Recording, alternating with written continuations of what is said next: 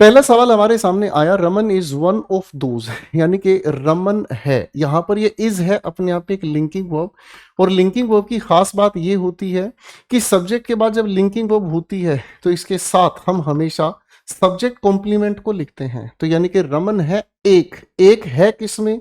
अब यहां आपको एक पॉइंट और याद रखना है मेरे बच्चों, वन ऑफ के बाद हमेशा प्लूरल काउंटेबल नाउन हमें चाहिए। तो वन ऑफ के बाद दोज, दोज अपने आप में डिटर्मिनर है प्लूरल के लिए, और ये लिखा प्लूरल हमारे सामने सन्स, और सन्स से पहले ये एडजेक्टिव है, तो ग्रेट सन्स ऑफ इंडिया। ठीक है, यहां तक कोई दिक्कत नहीं है।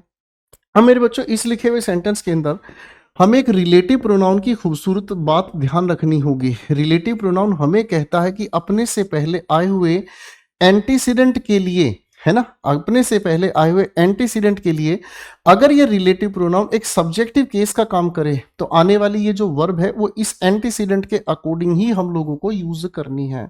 तो मेरे बच्चों इन तीनों पॉइंट्स को हम अगर देखने का काम करते हैं तो हु रिलेट कर रहा है ग्रेट सन्स ऑफ इंडिया को। अब ग्रेट सन्स ऑफ इंडिया के हिसाब से तो बातचीत प्लूरल की तरफ चली गई, तो प्लूरल होने की वजह से यहां हैज नहीं, हमें हैव लगाना पड़ेगा। अर्निड एवरलास्टिंग, इन्होंने कमाया क्या, एवरलास्टिंग फेम। फेम अपने आप में नाउन है, और ये नाउन से ठीक पहले आया हुआ एक एडजेक्टिव है जिसे हम प्रेजेंट पार्टिसिपल का जेरंड कहने का काम करेंगे।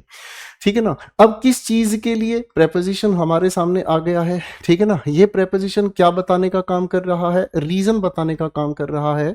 इन्होंने कभी खत्म ना होने वाला मान सम्मान पाया है किस चीज के लिए, साइंटिफिक रिसर्च के लिए। ठीक है ना। तो यानी कि बाकी का सेंटेंस में कोई भी परेशानी नहीं है, बस यहाँ रिलेटिव प्रोनाउन की वजह से हम लोगों ने एग्रीमेंट को सही किया। बढ़िया सवाल है मेरे बच्चों।